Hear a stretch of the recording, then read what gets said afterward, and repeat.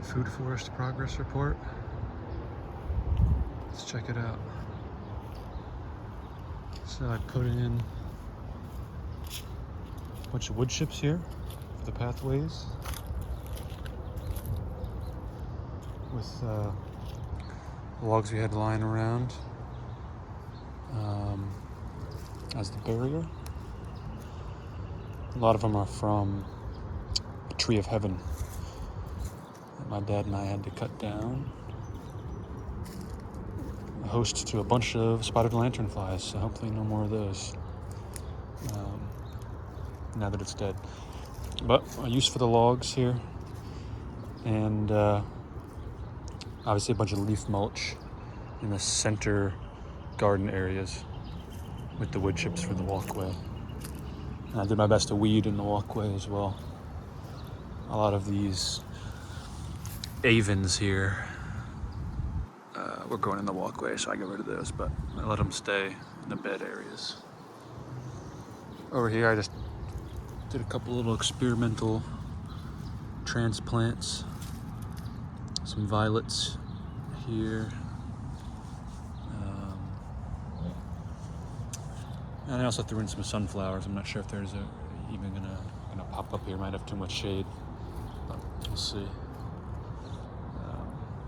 Over here in this main plot, you've got a fig tree here.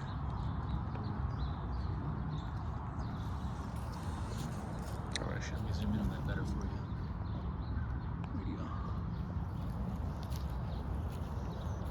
Another fig tree here. Cages around them for deer, obviously. And over here I transplanted some stinging nettle, which you'd be wondering, why the hell would you do that? It's gonna sting you, but it's nutritious and medicinally valuable plant. So put some of those in there. These are May apples here. Also transplanted here. I'm happy they're taken off this season. They seemed to die back when I first planted them, but they sprouted back up this season after the roots kind of developed this spring, maybe even in the fall when I planted them, or last spring when I planted them. Some more over here as well. So I'm hoping these actually fruit.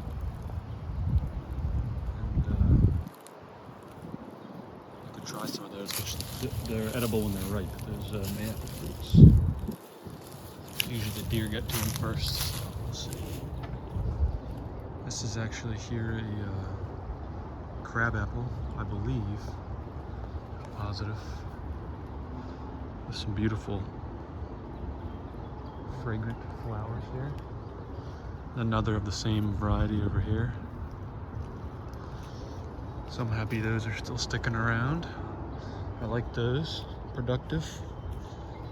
We've got our rose bush here cut back, and then this honeysuckle over here as well, cut back significantly.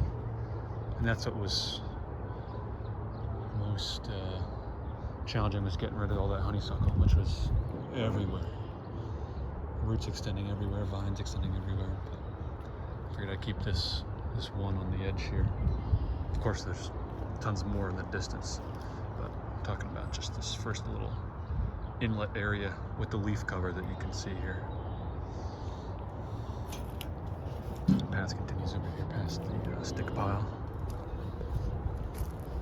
And over here there's a few little Japanese wine berries, which I figure I'll keep those around. They have a very nice, similar to a raspberry, fruits in the summer. It tastes really good. So.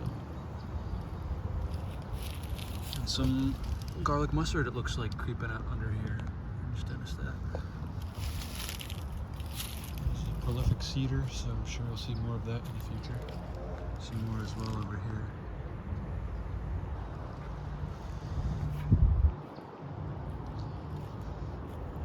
Another fig tree over here, kind of in the distance there.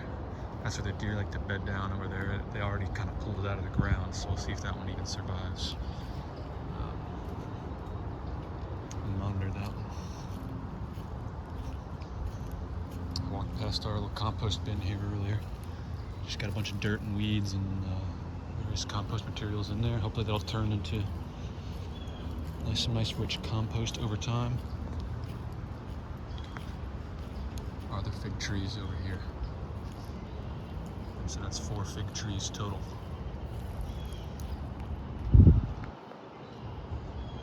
Now the goal is eventually to thin out some of the other less desirable trees as the fig trees or any other trees that I plant back here get bigger.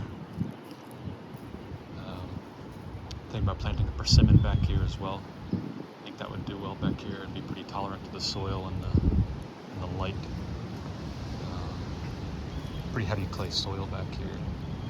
Persimmons are pretty resilient, and the American persimmon is native to this area as well, so should have success with that. Have some planes through that. Up here is our canopy of what's mostly black walnut. They don't get their leaves till later on in the season. They're some of the latest to bloom, so still waiting on those. Of course, we have a few oak over here as well, red oak. They're already starting to bud up there a little bit.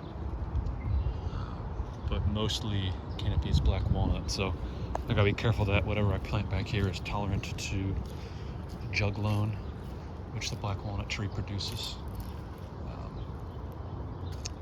Most of these things here are known to be tolerant. I know figs, some people say aren't, some people say they might be, so we're giving it a shot. Apples are tolerant. So give it a shot, see what works.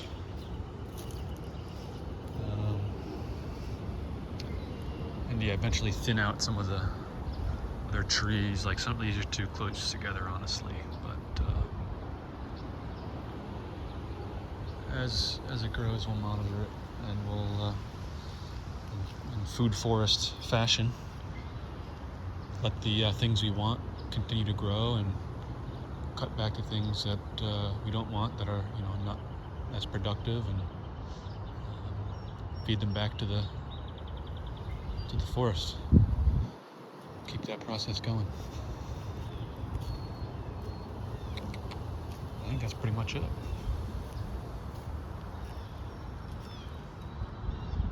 Am I missing anything? I kept the Italian arum that we had growing around here. It's this kind of ornamental looking, house plant looking thing here. Very pretty. There's quite a few of them in here. They look nice, so I figured I'd keep a few of them. But they're encroaching on the territory of things I prefer, and I'm gonna get out of here. Take them out of here.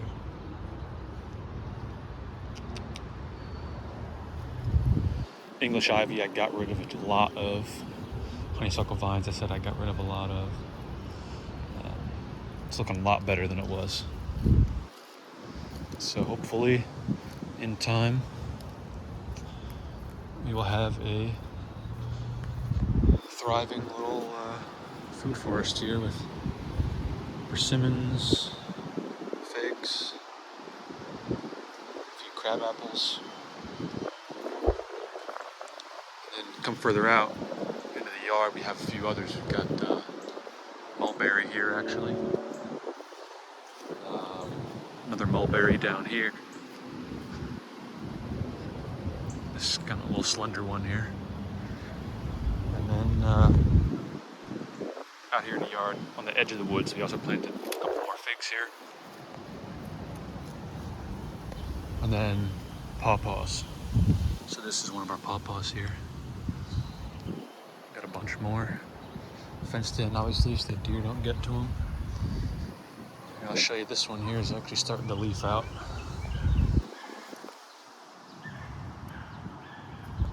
you can see that.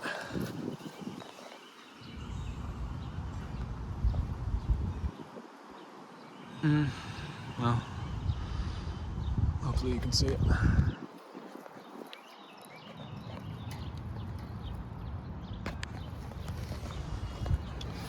This was a massive honeysuckle tree that was very much in the way and very much sucking up a lot of moisture in the area here, encroaching on other plants. And we have plenty of these things back here, so cut this guy down, cut off some of the roots here. Hopefully this will rot out. I was thinking maybe as well doing a fresh cut and drilling holes and putting in some mushroom spawn so that it could colonize this stump and we could have some nice fresh mushrooms growing back here for us as well. And it would help this stump decompose. So, 2 for 1. Another pawpaw down here.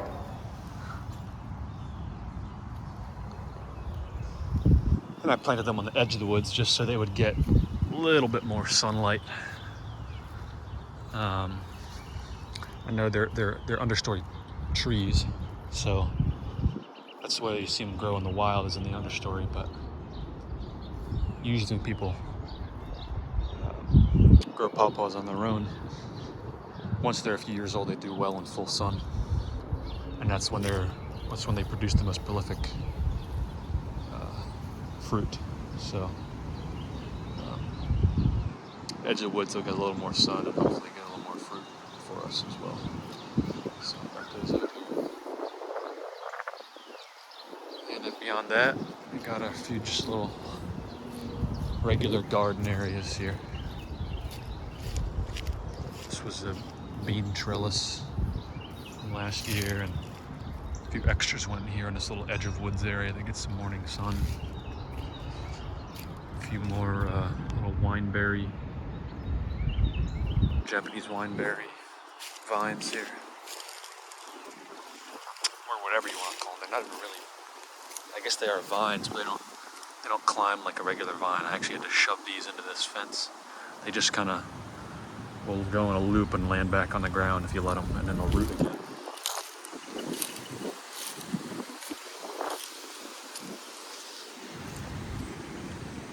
A few little lettuce and beets that are just volunteers from last season, because honestly, we just didn't pull everything out. We should have. And some greens over there that I guess sprouted in our path. Obviously this needs some attention here. We're gonna fix this bed up and plant some new things in here this season.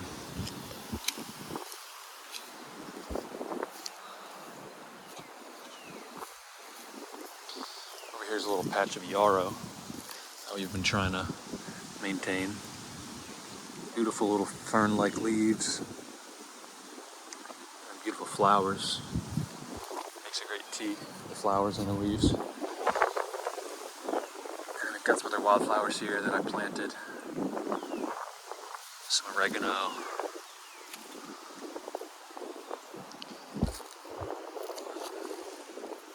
This here that reminds me of lamb's ear, but I'm blanking on the name. Maybe that is what it is, I don't know. Very soft leaves.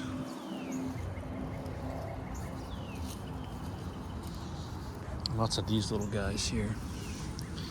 I think this is just called ground ivy, but tons of really beautiful little purple flowers.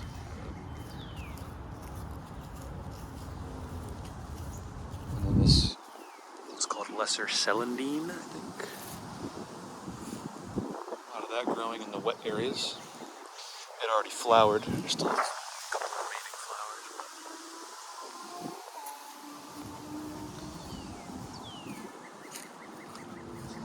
Some more pawpaws here. American chestnut here. American chestnut hybrid, actually. Fig here. And then our other bed.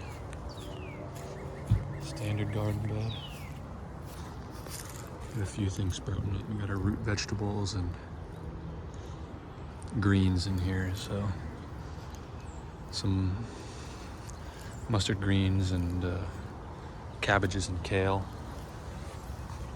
beets, carrots, things like that, kind of with the rows between the root vegetable and the leafy green kind of interspersed.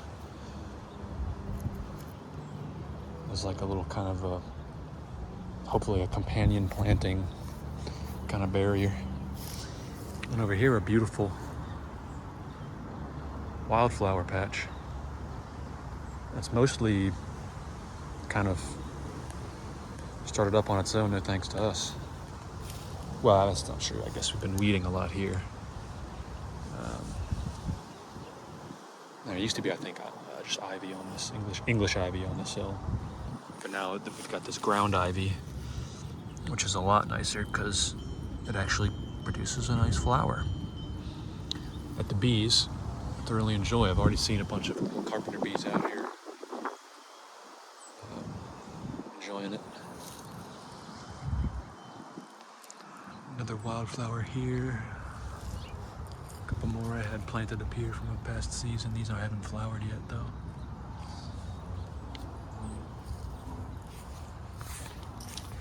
And then our strawberry patch is kind of mixed in here as well. So you can see our strawberries. We've actually got a strawberry flower there starting up. So hopefully pretty soon, yeah, there's some more. Hopefully pretty soon we'll start seeing some strawberries coming out here. Hopefully they'll continue to proliferate and take over this bank so long as we keep the most annoying weeds down. So far we're just kind of letting it go pretty wild here though. It seems to be doing okay. Obviously we use a little work that can be done to get rid of the stuff around the strawberry leaves to get them to clump a little higher. And this side of the bank is kind of dry. Gets a lot of shade from this very tall grass that grows here for much of the season.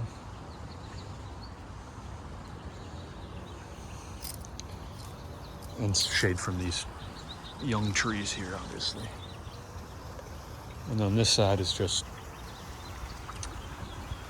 weeds, just weed city. Honeysuckle vines and red dead nettle, or purple dead nettle, which is actually edible. The leaves and the flowers are edible. Dehydrate them, make a tea out of it.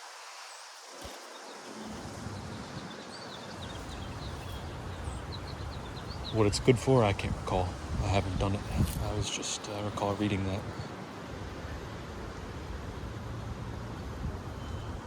Yeah, lots of thistle in here as well. I'm sure you can see. Those are okay. I mean, they have a flower eventually, but they're just kind of annoying because they're spiky. We got a bunch of those going in here. We try to thin that out when we can, and certainly take care of it around the edges so it doesn't go into the yard. Over here we got a lot of English ivy growing underneath this spruce tree, which definitely going to keep that on this side of the staircase. We do not want that to cross over. Yeah, that's pretty much it. Another fig tree here that we got started, and some grapevines that are hopefully going to survive. The leaves that were on there dried out, but hopefully they'll have some other little buds that start up. And then this is going to be some plants that we're planting in the first bed that I showed you there, which had some of that dead grass covering it. Some melons, some tomatoes, some tomatillos.